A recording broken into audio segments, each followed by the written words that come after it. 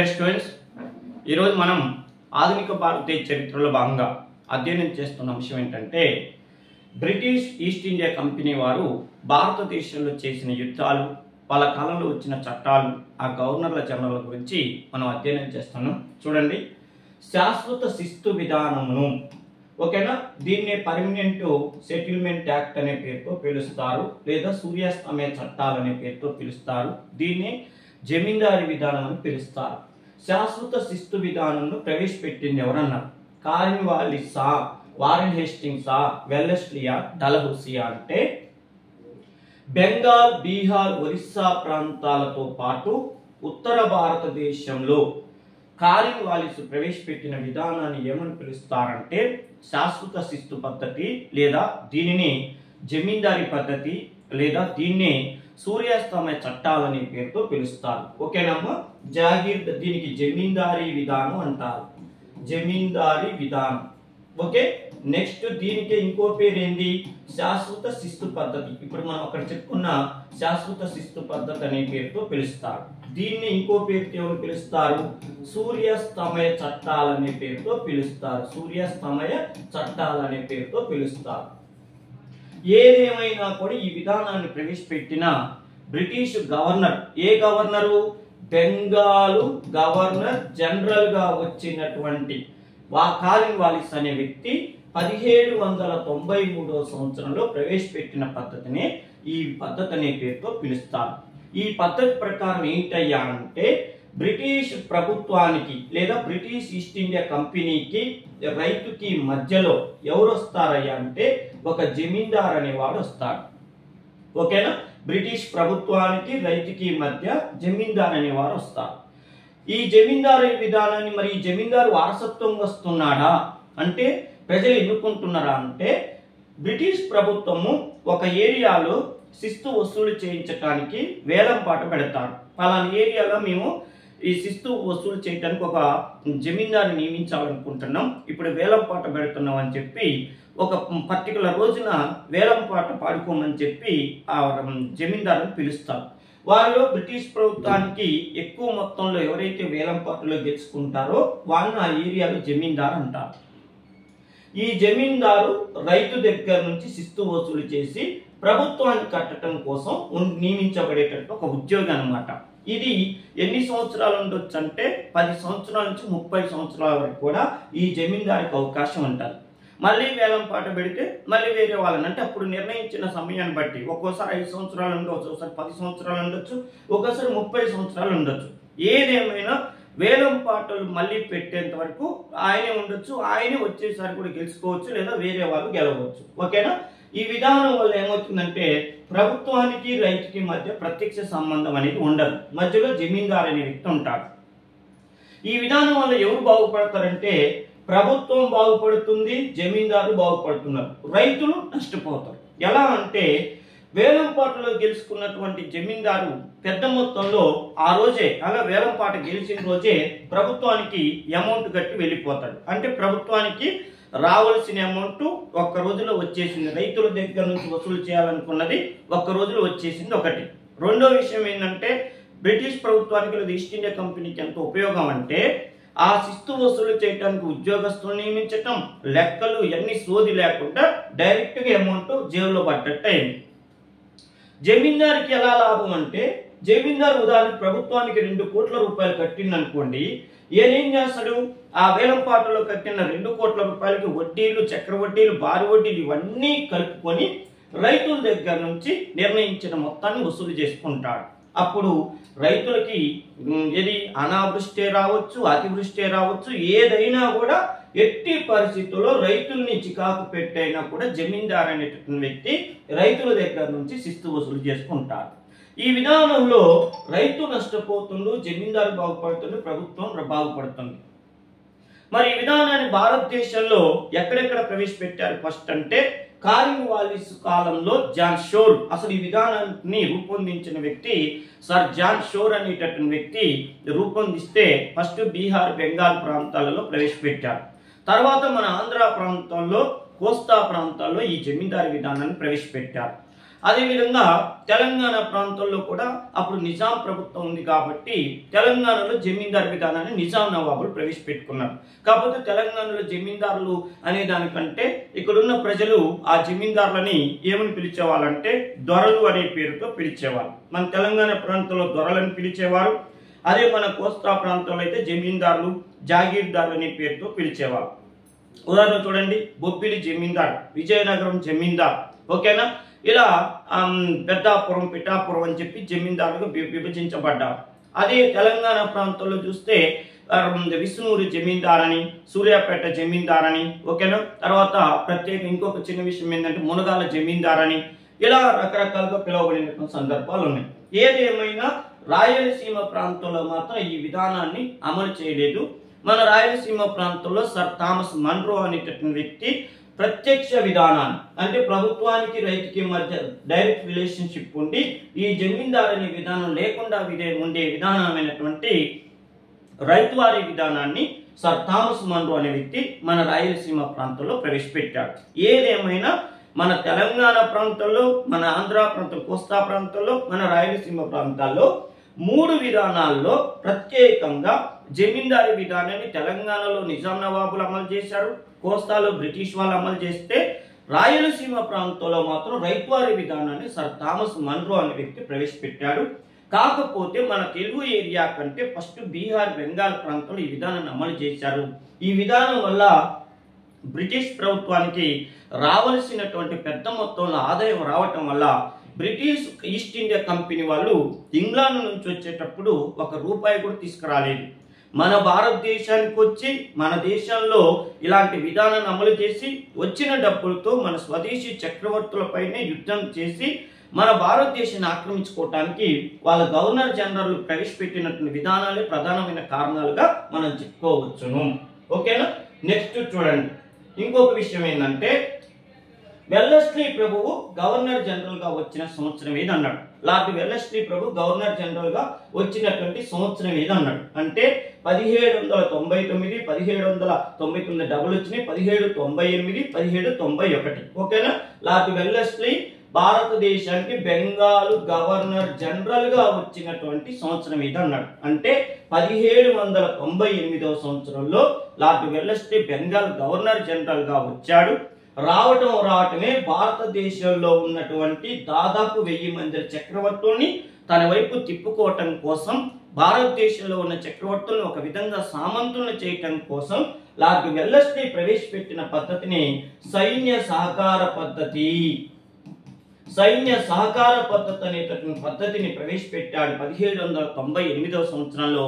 ఈ పద్ధతిని ప్రవేశపెట్టి భారతదేశంలో ఉన్న చక్రవర్తులు బ్రిటిష్ వాళ్ళ సైన్యాన్ని పోషించేటట్టుగా, బ్రిటిష్ ప్రభుత్వానికి ₹1 ఖర్చు లేకుండా ఉండేటట్టుగా చేశాడు ఈ లార్డ్ వెల్లస్లీ. ఈ విధానాన్ని, ఈ సైన్య సహకార విధానాన్ని సబ్స్టరీ అలయన్స్ అనే పేరుతో పిలిచేవాళ్ళు. ఈ సబ్స్టరీ అలయన్స్ అనే విధానం మీద ఫస్ట్ సారిగా సంతకం చేసినది మన నిజాం నవాబ్ అయినటువంటి నిజాం అలీ ఖాన్. ఆ తర్వాత విషయం ఏంటంటే బాజీరావు, మహారాష్ట్ర పరిపాలకుడు బాజీరావు, రెండో బాజీరావుతో సంతకం పెట్టించాడు. మైసూరు పరిపాలకుడు అయినటువంటి కృష్ణరాజ వడయార్తో సంతకం పెట్టించాడు. అయోధ్య చక్రవర్తితో సంతకాలు పెట్టించారు. ఏదేమైనా సైన్య సహకార పద్ధతిని అమలు చేయటం వల్ల భారతదేశంలో ఉన్నటువంటి చాలా పెద్ద పెద్ద రాజ్యాలు బ్రిటిష్ వారికి సామంత రాజ్యాలు అయినాయి. రేపు మిమ్మల్ని ఎగ్జామ్లో ఏమంటారంటే లార్డ్ వెల్లస్లీ ప్రవేశపెట్టిన విధానం ఏ సంవత్సరం అంటే 1798 అని చెప్తారు ఒకటి. రెండోది, లార్డ్ వెల్లస్లీ ప్రవేశపెట్టినటువంటి సైన్య సహకార పద్ధతి గురించి డైరెక్ట్ గా అడిగితే ఏ ప్రాబ్లం లేదు. ఒకవేళ ఇండైరెక్ట్ గా అడిగే బిట్ ఏంటంటే భారతదేశంలో ఏ విధానం ప్రవేశపెట్టడం వల్ల భారతదేశంలో చక్రవర్తులు బ్రిటిష్ వారికి సామంత రాజ్యాలు అయ్యారయ్యా అంటే అధికారాలను పూర్తిగా పోగొట్టుకున్నారయ్యా అంటే లార్డ్ వెల్లస్లీ ప్రవేశపెట్టినటువంటి సైన్య సహకార విధానం. ఈ సైన్య సహకార విధానాన్ని ప్రవేశపెట్టిన తర్వాతనే చూడండి, రెండవ బాజీరావుని రక్షిస్తున్నట్టు నటించి మహారాష్ట్ర పీస్వాలకున్న పవర్స్ అన్ని కూడా తీసేపించారు. అదేవిధంగా భారతదేశంలో విస్తీర్ణంలో కానీ, ఆదాయంలో కానీ, జనాభాలో కానీ నెంబర్ 1 ప్లేస్లో ఉన్నటువంటి హైదరాబాద్ సంస్థానాన్ని 1947 సంవత్సరం వరకు బ్రిటిష్ వాళ్ళు తమకు అనుకూలంగా మార్చుకున్నారంటే దానికి కారణం ఆ నిజాం 1798వ సంవత్సరంలో సైన్య సహకార ఒప్పందం మీద సంతకం చేపట్టాను మనం ప్రత్యేకంగా గుర్తుపెట్టుకోవాలి. ఇంకో విషయం ఏంటంటే లార్డ్ వెల్లెస్లీ భారతదేశంలో మైసూరు పరిపాలకుడైన టిప్పు సుల్తాన్ని 4వ మైసూరు యుద్ధంలో ఓడించి చంపించాడు. అదేవిధంగా మహారాష్ట్ర పీస్వాలని 2వ మరాఠా యుద్ధంలో కూడా ఇతడు ఓడించాడు. ఏదేమైనా కంపెనీ సామ్రాజ్య స్థాపకుడుగా రాబర్ట్ క్లైవ్ని, వారెన్ హేస్టింగ్స్ ని ఎలా చెప్తారో లార్డ్ వెల్లెస్లీని కూడా అంత ప్రత్యేకంగా చెప్పుకోబడటానికి కారణం ఏంటంటే ఇతడు ప్రవేశపెట్టినటువంటి సైన్య సహకార పద్ధతి. ఒక విధంగా లార్డ్ వెల్లెస్లీని కంపెనీ అక్బర్, ఓకేనా, కంపెనీ అక్బర్ అనే పేరుతో పిలుస్తారు. కంపెనీ అక్బర్ అని పిలువబడిన British governor general, Bengal governor general ఎవరంటే లార్డ్ వెల్లెస్లీ. అంటే మొఘల్ చక్రవర్తి అక్బర్ని తో ఇతన్ని పోల్చుతారు. ఎందుకు ఆ మొఘల్ చక్రవర్తి అక్బర్తో ఇతన్ని పోల్చుతారంటే అక్బర్ భారతదేశంలో మొఘల్ చక్రవర్తిగా 1556 సంవత్సరం నవంబర్ 5వ తారీఖు నాడు 2వ పానిపట్టు యుద్ధంలో గెలిచి భారతదేశంలో మొఘల్ సామ్రాజ్య స్థాపనకు మళ్ళీ శ్రీకారం చుట్టాడు. అంటే ఒక మామూలు రాజ్యంగా ఉన్న మొఘల్ సామ్రాజ్యాన్ని ఒక సామ్రాజ్య స్థాయికి తీసుకొచ్చాడు అక్బర్. దీనికి అక్బర్ చేసిన గొప్ప పని ఏంటంటే రాజపుత్ర విధానం. భారతదేశంలో ఉన్న మెగాస్టార్ లాగా సూపర్ స్టార్లుగా ఉన్నటువంటి ఈ రాజపుత్రులు అనే వాళ్ళ స్వతంత్రాన్ని హరించి వేసి రాజపుత్రుల్ని తన సామంత రాజులుగా చేసుకోవటానికి అక్బర్ ఏం చేసిందంటే రాజపుత్ర విధానాన్ని అనుసరించి వాళ్ళ ఇళ్లలో అమ్మాయిలు ఉంటే పెళ్లిళ్ళు చేసుకోవటం మొదలు పెట్టాడు. మంచి వయసులో ఉన్నటువంటి అదేవిధంగా మంచి చాకచక్యం ఉన్నటువంటి మగపిల్లకాలకు ఉద్యోగాలు ఇచ్చాడు. అందుకని చూడండి దుర్గా ప్రత్యేకంగా రాజా భగవాన్ దాస్ కానీ రాజా మాన్సింగ్ కానీ అదేవిధంగా తోడర్మల్ కానీ వీళ్ళందరూ కూడా రాజపుత్ర కుటుంబాల నుంచి వచ్చిన వాళ్ళే. రాజా బీర్బల్ బిడ్డ అయినటువంటి జోధా అక్బర్ని జోధాని ఆయన పెళ్లి చేసుకున్నాడు. అందువల్ల ఏమైందంటే రాజపుత్రులు పక్కా హిందువులు, దేశభక్తులు మొఘల్ చక్రవర్తి అయిన అక్బర్కి సేవ చేసుకుంటూ గడిపారు. నిజంగా మొఘల్ సామ్రాజ్యం పీక్ స్టేజ్కి వెళ్ళిందంటే అక్బర్ కాలంలోనే. ఇందులో అక్బరు చేసిన యుద్ధాలు నిజం చెప్పాలంటే అక్బర్ తన జీవితంలో ఒక పానిపట్టు యుద్ధంలో తప్పితే ఏ యుద్ధంలో పాల్గొనలేదు. తర్వాత అక్బరు 1605వ సంవత్సరం వరకు ఏకఛత్రాధిపత్యంగా పరిపాలన చేసిందంటే అక్బర్ యుద్ధాలకు పోకుండా తన బామర్దులైనటువంటి రాజా మాన్సింగ్, భగవాన్ దాస్ని పంపించాడు. అంటే చూడండి మొఘల్ చక్ర సామ్రాజ్యం నిలబడటానికి రాజపుత్రులు ఎలా సహకారం చేశారో భారతదేశంలో బ్రిటిష్ ఈస్ట్ ఇండియా కంపెనీ నిలబడటానికి స్వదేశీ చక్రవర్తులు సహాయం చేయడానికి లార్డ్ వెల్లెస్లీ సైన్య సహకార విధానాన్ని అమలు చేశాడు. అందుకని లార్డ్ వెల్లెస్లీని కంపెనీ అక్బర్ అంటారు. మొఘల్ సామ్రాజ్యం నిలబడటానికి అక్బర్ ఎంత కారకుడో బ్రిటిష్ సామ్రాజ్యం ఇండియాలో నిలబడటానికి వెల్లెస్లీ ఎంత కారకుడు కాబట్టి ఇతని కంపెనీ అక్బర్ అనే పేరుతో పిలుస్తారు. ఓకేనా, ఇది గుర్తుపెట్టుకోండి. నెక్స్ట్ చూడండి, బెంగాల్లో ద్వంద్వ పరిపాలన రద్దు చేసింది ఎవరన్నాడు? బెంగాల్లో ద్వంద్వ ప్రభుత్వ విధానాన్ని 1765వ సంవత్సరంలో రాబర్ట్ క్లైవ్ అనేటటువంటి వ్యక్తి ప్రవేశపెట్టాడు.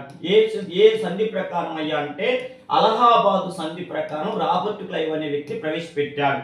అయితే రాబర్ట్ క్లైవ్ 1765లో ప్రవేశపెట్టిన ద్వంద్వ ప్రభుత్వ విధానాన్ని 1772వ సంవత్సరంలో వారెన్ హేస్టింగ్స్, అప్పుడు బెంగాల్ గవర్నర్ గా వచ్చినటువంటి వారెన్ హేస్టింగ్స్ అనేటటువంటి వ్యక్తి రద్దు చేశాడు. అంటే ఇక్కడ మనం వారెన్ హేస్టింగ్స్ గురించి ఆన్సర్ గుర్తుంచుకోవాలి. ఓకేనమ్మా, ఇది ప్రవేశపెట్టిన ఈయన రద్దు చేసిన వ్యక్తి, ప్రవేశపెట్టబడిన సంవత్సరము, రద్దు చేయబడిన సంవత్సరం. ఓకేనమ్మా. నెక్స్ట్ సాల్వే సంధితో ఈ యుద్ధం ముగిసింది అన్నాడు. సాల్వే సంధి నేను చాలా సార్లు చెప్పాను. బ్రిటిష్ వాళ్ళు భారతదేశంలో చేసిన కర్ణాటక యుద్ధాలు, ప్లాసీ యుద్ధం, బాక్సార్ యుద్ధం, మైసూరు యుద్ధాలు, మరాఠా యుద్ధాలు, సిక్కు యుద్ధాలు ఏ సంవత్సరాలు జరిగినా, ఏ గవర్నర్ జనరల్ కాలంలో, ఏ సంధితో, ఏ చక్రవర్తులతో చేసుకున్నారనేది కనుక గుర్తు పెట్టుకుంటే మీకు అద్భుతమైనటువంటి మార్కులు, అంటే మీరు ఏదైతే ఇన్ని మార్కులు రావాలని ఎక్స్పెక్ట్ చేస్తారో అన్ని మార్కులు హిస్టరీలో సంపాదించుకున్న వాళ్ళు అవుతారు.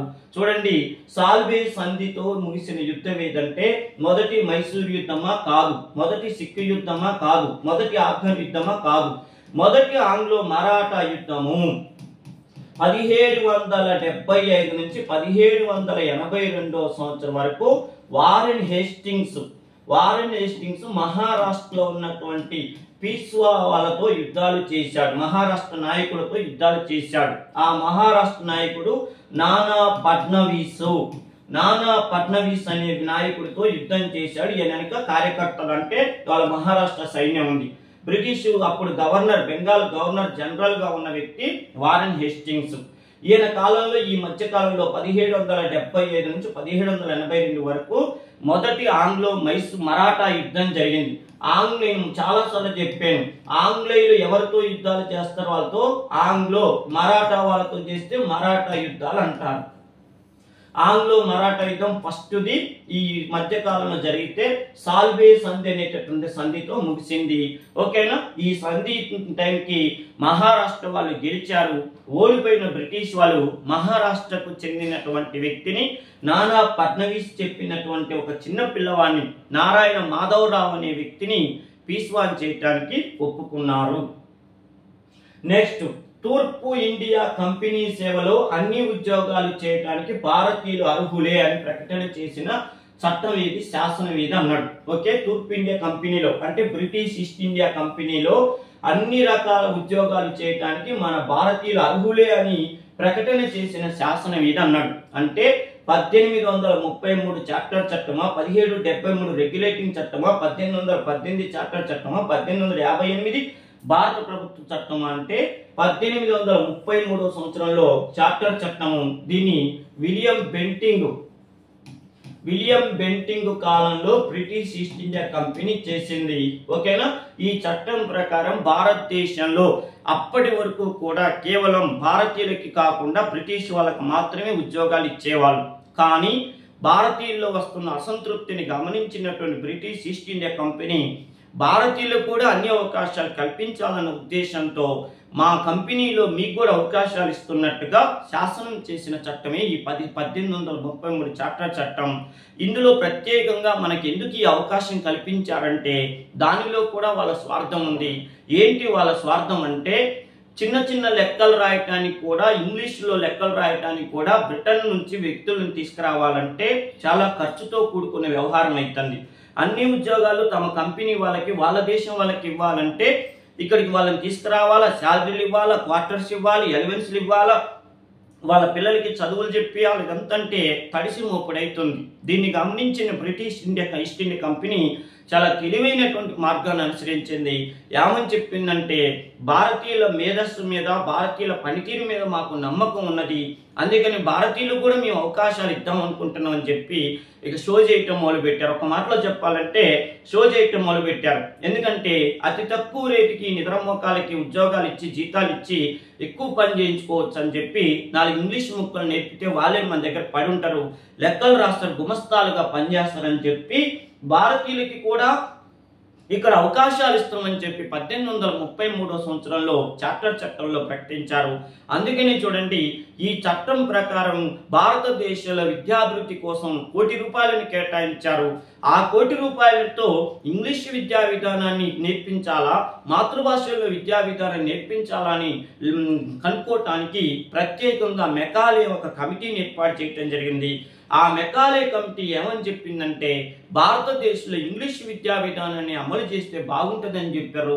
ఇందులో మీకు అర్థమై ఉంటుంది ఆ మర్మం ఏంటంటే, భారతదేశంలో ఇంగ్లీష్ విద్యా విధానాన్ని అమలు చేయాలని ఎందుకు చెప్పారంటే, భారతీయ దేశంలో ఉన్నటువంటి కొంతమందికి ఇంగ్లీష్ నేర్పితే మన దగ్గర గుమస్తాలుగా పనిచేస్తారన్న ఉద్దేశంతో ₹1 కోటి ఫండ్ కేటాయించి ఇంగ్లీష్ పాఠశాలలు పెట్టించి మనోళ్ళందరికీ ఏబీసీలు నేర్పడం మొదలు పెట్టారు.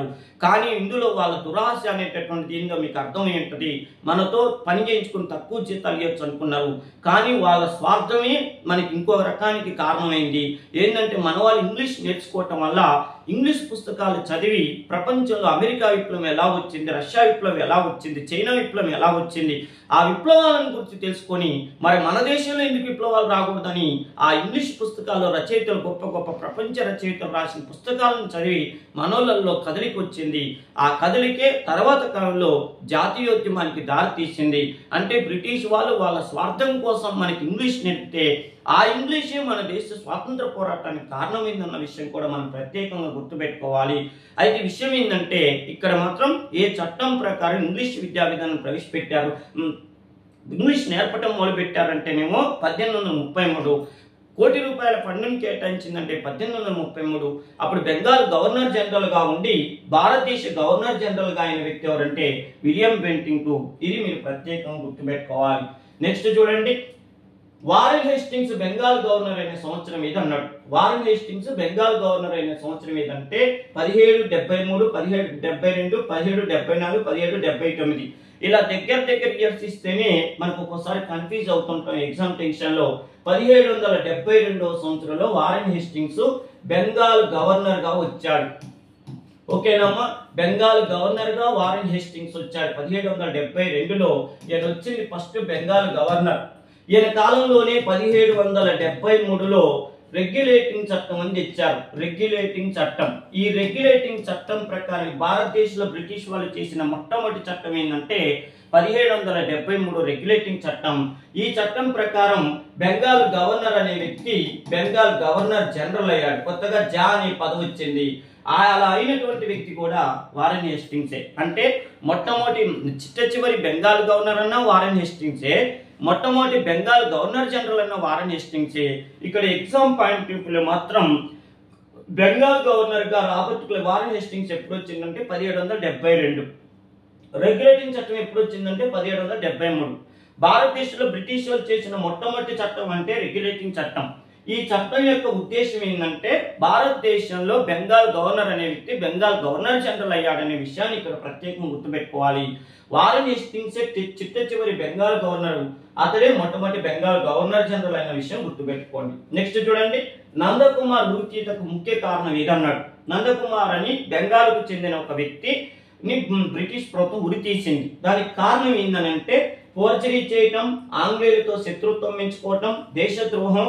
వారెన్ హేస్టింగ్స్ మున్సీ బేగం నుంచి లంచం పుచ్చుకున్నారని ఫిర్యాదు చేయటం అన్నాడు. ఓకేనా. విషయం ఏంటంటే మన భారతదేశానికి వచ్చినటువంటి బ్రిటిష్ ఉద్యోగస్తులలో ఎక్కువగా బాగుపడ్డ వ్యక్తి ఫస్ట్ వ్యక్తి ఎవరంటే రాబర్ట్ క్లైవ్. రాబర్ట్ క్లైవ్ తర్వాత ఇక లంచం తీసుకున్న వాళ్ళలో సెకండ్ క్యాండిడేట్ ఎవరంటే వారెన్ హేస్టింగ్స్. ఈ వారెన్ హేస్టింగ్స్ కాలంలోనే ఈ లంచాలు ఈ వ్యవహారాలు ఉండటంతో ఆ గొడవ వల్ల నందకుమార్ అనే ఒక వ్యక్తి ఉరితీతకు గురి తీసింది. దీనికి ప్రధాన కారకుడు ఎవరంటే వారెన్ హేస్టింగ్స్ అంటారు. మళ్ళీ చెప్తున్నాను, రాబర్ట్ క్లైవ్ ప్లాసీ యుద్ధం, ఈ యుద్ధాలలో ఎక్కువగా లంచం తీసుకొని బయటపడ్డాడు. ఆ తర్వాత దానికి రుచి మరిగినటువంటి వ్యక్తి వారెన్ హేస్టింగ్స్. అప్పట్లో బ్రిటిష్ ఈస్ట్ ఇండియా కంపెనీ కూడా ప్రత్యేకంగా వీళ్ళ మీద దృష్టి పెట్టలేదు. వాళ్ళ కాన్సెప్ట్ అంతా ఏంటంటే భారతదేశంలో ఫ్రెంచ్ వాళ్ళని పక్కన పడేసి మన బ్రిటిష్ ఈస్ట్ ఇండియా కంపెనీని నిలబెట్టేటటువంటి నాదుడు ఎవరా అని చూస్తున్న సమయంలో రాబర్ట్ క్లైవ్ రావటం, తర్వాత వారెన్ హేస్టింగ్స్ రావటం, వాళ్ళు ఇతర ఐరోపా కంపెనీ వాళ్ళని పూర్తిగా ఓడించి ఇండియాలో పూర్తిగా బ్రిటిష్ సామ్రాజ్యవాదాన్ని స్థాపించడానికి పునాదులు వేస్తుండటంతో బ్రిటిష్ ఈస్ట్ ఇండియా కంపెనీ కూడా ఏం పట్టించుకోలేదు. ఎవరెక్కడ పోతే మనకెందుకు, మన కంపెనీ బాగుపడుతుందని చెప్పి వాళ్ళు కూడా దాని మీద వీళ్ళ లంచాలు వీటి గురించి అవగాహన పెట్టుకోలేదు, వాళ్ళ మీద దృష్టి పెట్టలేదు. దీనివల్ల ఇద్దరు బాగుపడ్డారు. తర్వాత 1773 రెగ్యులేటింగ్ చట్టం ప్రకారం ఏం చేశారంటే భారతదేశానికి వచ్చిన గవర్నర్ జనరల్ ఎవరైనా కూడా వాళ్ళ జీతాలకు మించి ఎక్కువగా సంపాదించుకుంటే బ్రిటిష్ పార్లమెంట్ లోని అభిశంసన తీర్మానం ప్రవేశపెట్టే విధానానికి శ్రీకారం చుట్టారు. అందుకని తర్వాత వచ్చినటువంటి గవర్నర్లు ఎవరు కూడా లంచాలు తీసుకున్నటువంటి జాడ మనకు కనిపించదు. ఓకేనా. నెక్స్ట్ విషయం ఏంటంటే జోక్యం కలిగించుకోకుండా ఉండే విధానాన్ని ఇక్కడ అవలంబించాలన్నాడు. జోక్యం కలిగించకుండా ఉండే విధానాన్ని ఇక్కడ అవలంబించాడంటే ఎవరితో అంటే భారతదేశంలో స్వదేశీ రాజ్యాలు ప్రిన్స్లీ స్టేట్స్ అంటారే, ఆ ప్రిన్స్లీ స్టేట్స్ విషయాల్లో జోక్యం చేసుకోకుండా ఉండే విధానాన్ని అనుసరించినటువంటి వ్యక్తి ఎవరయ్యా అంటే హార్డింజా, తర్వాత హేస్టింగ్సా, జాన్ షోరా, డల్హౌసియా అంటే సర్ జాన్ షోర్ అనేటువంటి వ్యక్తి ఆయన పదవీ కాలం మొత్తం కూడా భారతదేశ స్వదేశీ చక్రవర్తులతో ఎలాంటి జోక్యం చేసుకోకుండా అతని విధానాన్ని అతను కంటిన్యూ చేసుకొని బ్రిటిష్ ఈస్ట్ ఇండియా కంపెనీకి ఎలాంటి ఆ దురాక్రమణలు అంటే ఆ పరిపాలన సరిగా లేదని చెప్పి స్వదేశీ రాజ్యాన్ని ఆక్రమించుకునే విధానాన్ని ఇతడు అనుసరించలేదు. అదేవిధంగా ఇతని కాలంలో భారతీయ చుట్టుపక్కల రాజ్యాలు ఇతర ప్రాంతాల మీద కూడా బర్మా మీద కానీ ఆఫ్ఘనిస్తాన్ మీద కానీ శ్రీలంక మీద కానీ యుద్ధాలకు పోయినటువంటి జాడ కూడా ఇతని కాలంలో జరగలేదు. నెక్స్ట్ భారతదేశంలోని బ్రిటిష్ రాజ్యాన్ని సామ్రాజ్యంగా మార్చిన గవర్నర్ జనరల్ ఎవరన్నాడు అంటే మామూలు కంపెనీగా ఉన్న దానిని నిలబెట్టినటువంటి వ్యక్తి అంటేనేమో రాబర్ట్ క్లైవ్ చెప్తాం. బ్రిటిష్ రాజ్యాన్ని ఒక సామ్రాజ్యంగా మార్చిన వ్యక్తి అంటేనేమో వారెన్ హేస్టింగ్స్ చెప్తాం. వారెన్ హేస్టింగ్స్ 1772 నుంచి 1785 మధ్య కాలంలో ఉండి ఎక్కువ కాలం ఉండి అతడు భారతదేశంలో బ్రిటిష్ సామ్రాజ్య స్థాపకుడిగా పేరు పొందాడు. ఎందుకంటే ఇతని కాలంలోనే ప్రధానమైనటువంటి మైసూరు యుద్ధాలు జరిగినాయి. ఈయన కాలంలోనే మరాఠా యుద్ధం ఫస్ట్ యుద్ధం జరిగింది. అదేవిధంగా ఇతడే బెంగాల్లో కలెక్టర్ వ్యవస్థను ప్రవేశపెట్టాడు. ఇతడే భారతదేశంలో సివిల్ విధానానికి శ్రీకారం చుట్టాడు. గవర్నమెంట్ ఉద్యోగస్తులు నియమించేటట్టు ముఖ్యంగా కలెక్టర్ వ్యవస్థని 1772లో ప్రవేశపెట్టాడు. ఇంకో విషయం ఏంటంటే ఇతని కాలంలోనే ప్రత్యేకంగా ద్వంద్వ ప్రభుత్వాన్ని రద్దు చేసి జమీందారీ విధానాన్ని ప్రవేశపెట్టడానికి ఒక విధంగా భవిష్యత్ కాలంలో కారిన్ వాలిస్ అనే వ్యక్తి జమీందారీ విధానాన్ని ప్రవేశపెట్టడానికి ఇతడి మార్గదర్శకం అయ్యాడని కూడా చెప్తారు. ఏదేమైనా భారతదేశంలో ఒక మామూలు కంపెనీగా ఉన్న బ్రిటిష్ ఈస్ట్ ఇండియా కంపెనీని తర్వాత కాలంలో సామ్రాజ్య వ్యవస్థగా తయారు చేసిన వ్యక్తి, పునాదులు వేసిన వ్యక్తి అంటే వారెన్ హేస్టింగ్స్ అని చెప్తారు. ఓకేనా? ఇక్కడ మీకు డౌట్ రావచ్చు, పునాదులు వేసిన వ్యక్తి అంటేనేమో రాబర్ట్ క్లైవ్ అంటారు కదా. అంటే రాబర్ట్ క్లైవ్ పనితీరు అంతా ప్లాసీ యుద్ధం, బాక్సర్ యుద్ధానికి సంబంధించిన విషయమే. కాకపోతే ఆయన స్వదేశీ చక్రవర్తుల విషయాల్లో తర్వాత కాలంలో బాగా జోక్యం చేసుకొని మరాఠా యుద్ధాలు, మైసూరు యుద్ధాలు లాంటి ప్రధాన యుద్ధాలు చేసిన వ్యక్తి మాత్రం ఇతడే. ఓకేనా? కలెక్టర్ వ్యవస్థను ప్రవేశపెట్టింది ఇతడే. నెక్స్ట్, ఆంగ్లేయులు ప్రవేశపెట్టిన ఏ పద్ధతి వల్ల స్వదేశీ రాజులు తమ స్వతంత్రాన్ని కోల్పోయి ఆంగ్ల సామంతులయ్యారన్నారు. ఇది ఒకసారి ఆల్రెడీ ఎక్స్ప్లెయిన్ చేశాను. సైన్య సహకార పద్ధతి లార్డ్ వెల్లెస్లీ ప్రవేశపెట్టినటువంటి విధానం. ఈ పద్ధతి వల్ల భారతదేశంలో స్వదేశీ చక్రవర్తులంతా కూడా బ్రిటిష్ వారికి సామంత రాజులు అయ్యారు. దీని మీద ఫస్ట్ సంతకం చేసిన వ్యక్తి 1798 సంవత్సరంలో నాటి నిజాం అయినటువంటి నిజాం ఆలీ ఖాన్ అనే వ్యక్తి అమలు చేశాడు. దీని మీద సంతకం పెట్టాడు.